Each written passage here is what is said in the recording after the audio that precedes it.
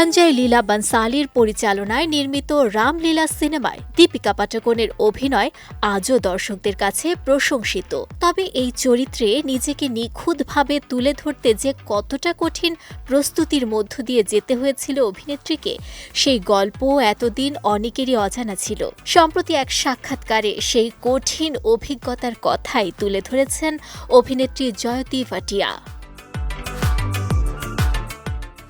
জয়তী জানান, রামলীলা সিনেমার প্রস্তুতি পর্বে বনসালির টিমের পক্ষ থেকে দীপিকাকে গড়ে তোলার দায়িত্ব দেওয়া হয়েছিল তাকে। সে সময় দীপিকার ভিতরের জড়তা কাটিয়ে একদম চরিত্রের সঙ্গে একাত্ম করে তুলতে এক ভিন্নধর্মী অনুশীলনের ব্যবস্থা করেছিলেন তিনি।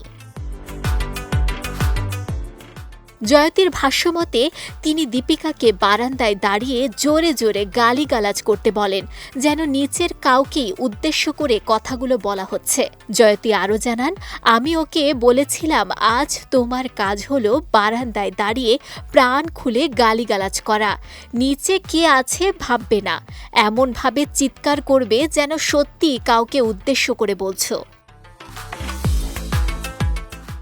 তবে দীপিকার প্রতিক্রিয়া দেখে বেশ বিস্মিত হয়েছিলেন জয়তী। তার দাবি, চিত্রনাট্যে একটি নির্দিষ্ট জায়গায় থামার নির্দেশনা থাকলেও দীপিকা চরিত্রের মধ্যে এতটাই ডুবে গিয়েছিলেন যে নিজের মতো করেই আরও নানা সংলাপ ও গালিগালাজ বলতে শুরু করেন। তিনি বলেন, দীপিকা বারান্দার দরজা খুলেই চিৎকার শুরু করে দিল।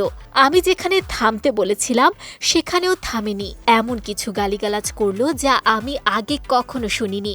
সত্যি অবাক হয়ে গিয়েছিলাম। জয়তীর মতে, তখন দীপিকা যথেষ্ট প্রতিষ্ঠিত তারকা হলো প্রকাশ্য জায়গায় দাঁড়িয়ে এমন একটি অনুশীলন করতে তার মধ্যে বিন্দুমাত্র দ্বিধা বা সংকোচ ছিল না।